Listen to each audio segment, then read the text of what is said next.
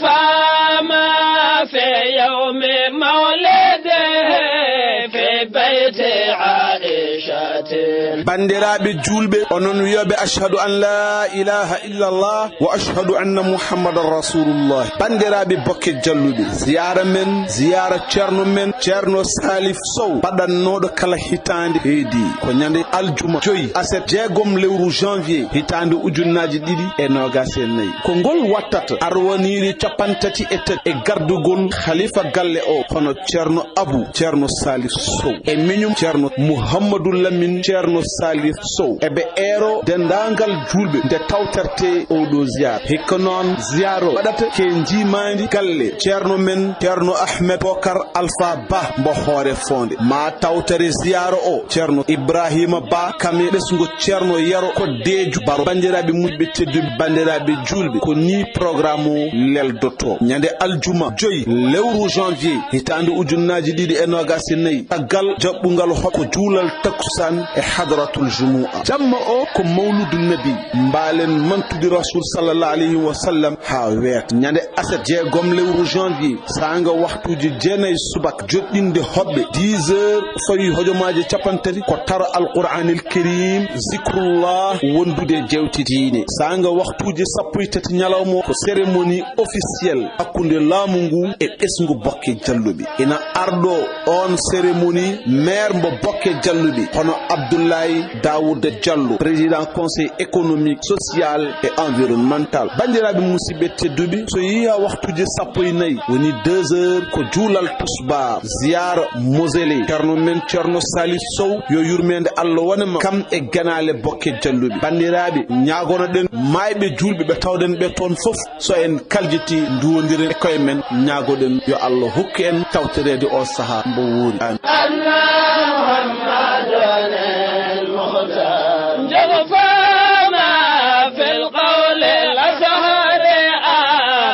دفنا ليلة أربعاء في جوف ليل الفضل وحسنا.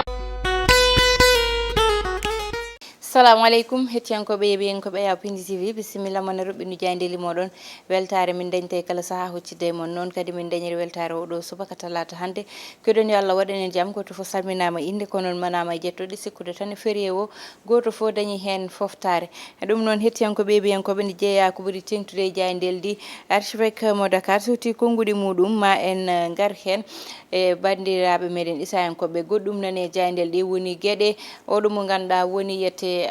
woni Ndella Madior Diouf e gueɗe liruji ganduɗa e limore wiyama 5 ha 6 mayino nder galle makko joni joni ma en gar hen so Allah lamɗo jaaɓi non tigi hettiyankoɓe yeɓiyankoɓe gudditiren jayde gendiri le soleil on ji darde oɗo mo ganduɗa kanko woni gardiɗo kay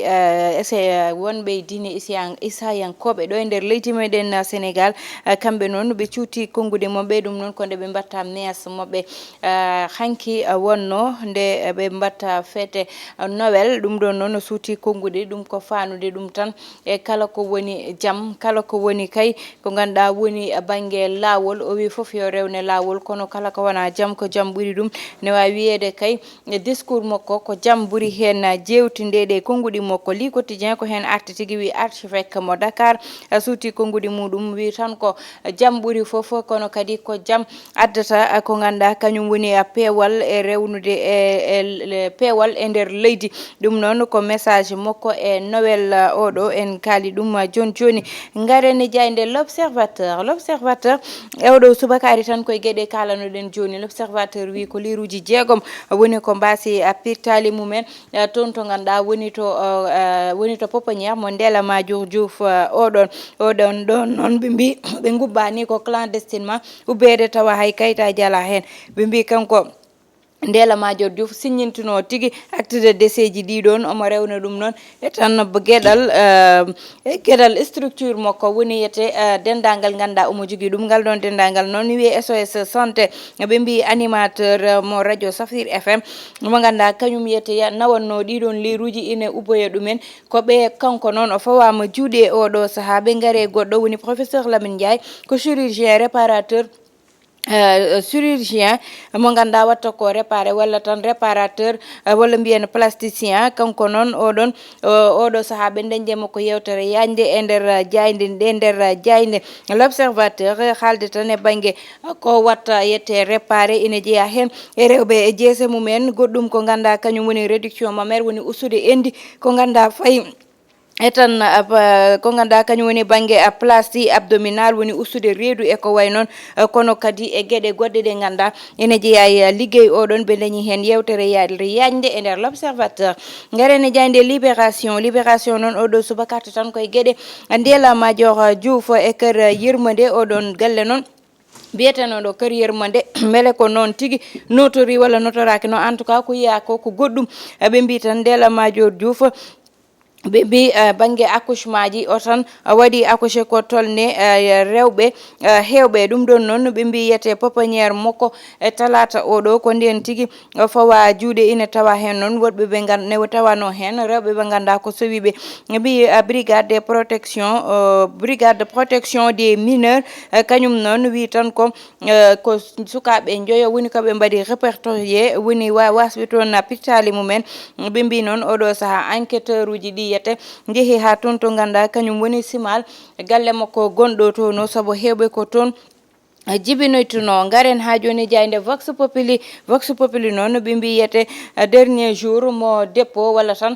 hande tigui dépôt ji e candidat ji ɗi haadata goto foof joguiɗo noon kayitaji muɗum foti yaade toon to conseil constitutionnel yo ande ko hande haaɗi to minuit yoni ɗum ɗon kay dartinte ko faye banggue élection ji ɓe garte kay e banggue konguɗi archevêque mo Dakar ha tengti tan e tan marine mo Sénégal ne nanggui ko tolne temedde jeegom e capanɗe jeenayyi kilogramme cocaïne ɗo e nder Dakar walla tan mbiyen e maaje Dakar garene jayde besbile jour noon oɗo subaka wi tan ko scénario walla tan ko gonga ɗum noon woni gueɗe ɗe ganduɗa ƴewtidama Ousmane Sonko waɗi déposé candidature muɗum ɓe mbi ko dossier kay mo waɗani complet oɗon dossier noon ɓe mbi oɗo saaha kay o nanni dossier makko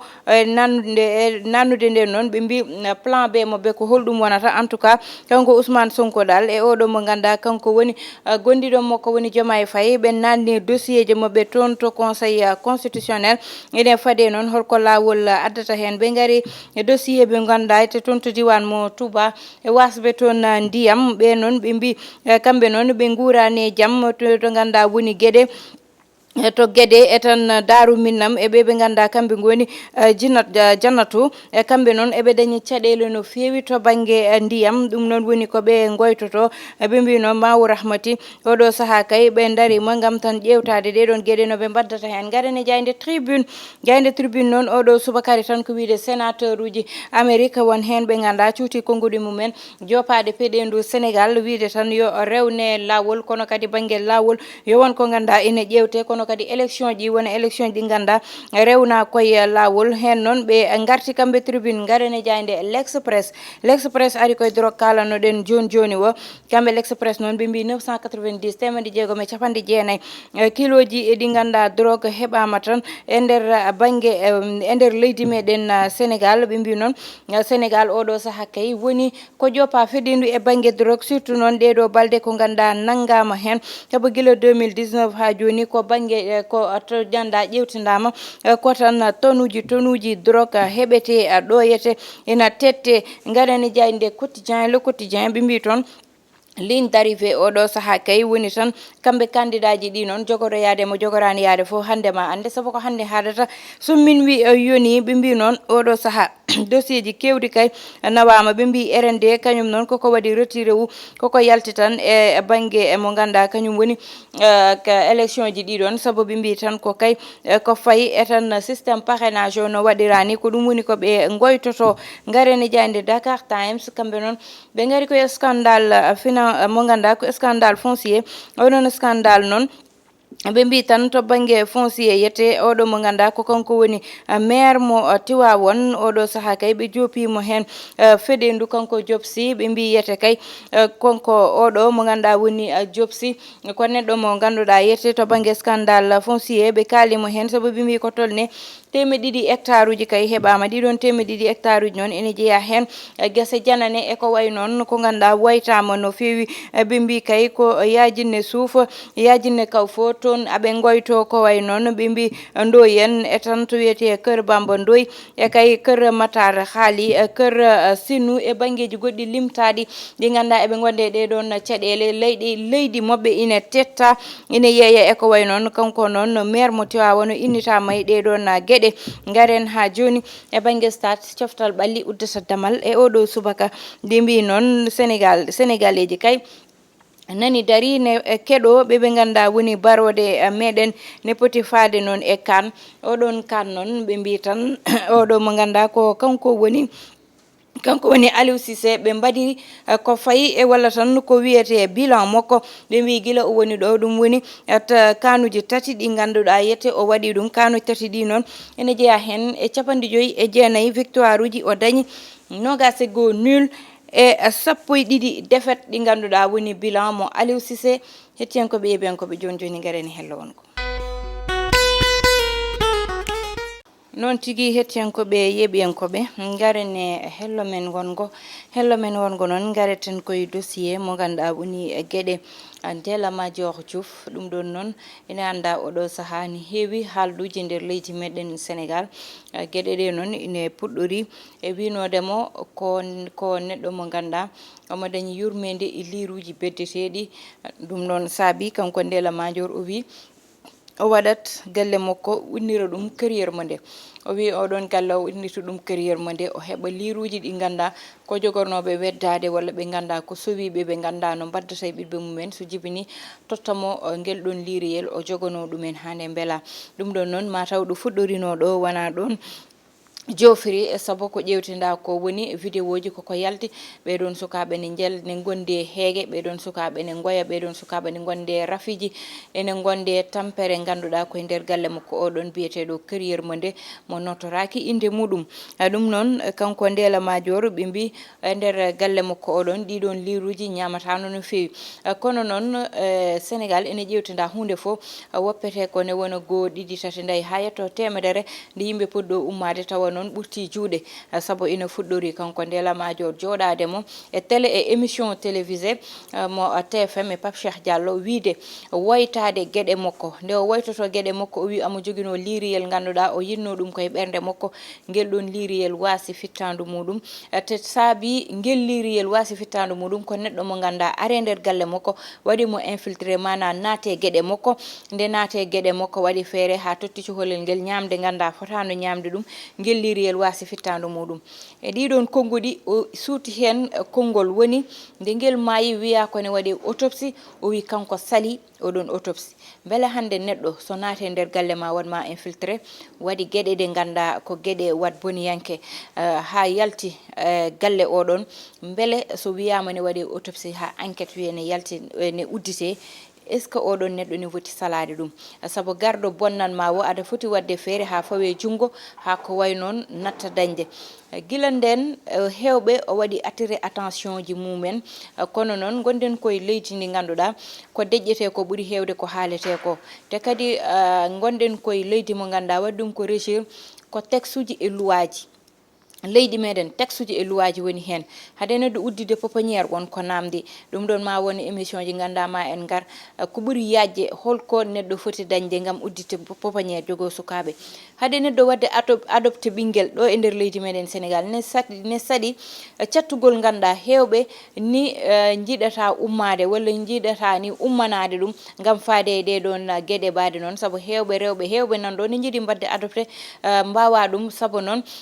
ko lawol dewetengol ngol woni ko weeɓani ɗum ɗon fof ne woni e nder leydi ne yeeɓe neɗɗo ne daña liriyel gotel ɗiɗi tata ha sappo ha nogas ha capantati ha capannayyi hani haale capanɗe joyyi walla ko ɓuuri ɗum e liruji ni haale neɗɗo wiya ɓinguel maayi toon deƴƴe ha hande enquête uddite ɓeni mbiya jeegom ɓeni mbiya 5 liruji wasa pittali mumen jiiya image uji ganduɗa ine muuse nder ɓernde kala yumma kala mo wona yumma ine muuse nder ɓernde hande jogade liriyel gotel walla fawodirde ɓiɗɓe ɗiɗo tan e nder galle ne woni tokosɓe ni metti ni muusi jogade saka jogade ko fotti noon e liruji ɗum fo noon ko hollidde état wonɗo ganduɗa yete wonɗo ganda doole muɗum ne heddi ɗon no fewi surtout banggue petite enfance mo ganda kañum woni direction petite enfance eɓe poti darade hande ƴewde no ɓe mbaɗata ha ɓeɗon sukaɓe ne ɓuura wallitede saabu ɓeɗon sukaɓe mbiyani hay goto amin jiiɗi jibinede so jibinama e aduna ina torkine ko tampere nde ganduɗa kadi ina fawe ɓeɗon sukaɓe te wona lawol te noon ken joguide texte uji ganduɗa ko waɗɓe protégé ɓeɗon sukaɓe wadde noon yoɗin texte uji waɗe respecté gouvernement o ƴeewa no waɗani ɗeɗo ɓeɗon sukaɓe ɓuura wadde subventionné galleji joguiɓe sukaɓe kono uddita galleji ɗi ganduɗa ko galleji jaajƴi ɗi ɓeɗon sukaɓe mbawata waɗede accueillir tawa ko état jogoto ɗum ko kalten ko fo noon heƴani émission goɗɗo ma en gartu hen so Allahu lamɗo jaaɓi ko ɓuuri yajje e gueɗe oɗo mo ganduɗa woni ndela major ma en gar hen ko ɓuuri hen yajde saabu heƴani émission goto oɗo ɗon guddirten falantere nde ɗon min gudditana moon damal e banggue commentaire uji onon ne garon hen gaddon hen miijo moɗon yo Allah waɗan en jaami kisal bani moon debbo Aissata Ndiaye wonno heɗon en to banggue caméra ko Djiby Dieng to montage ko Ali Fall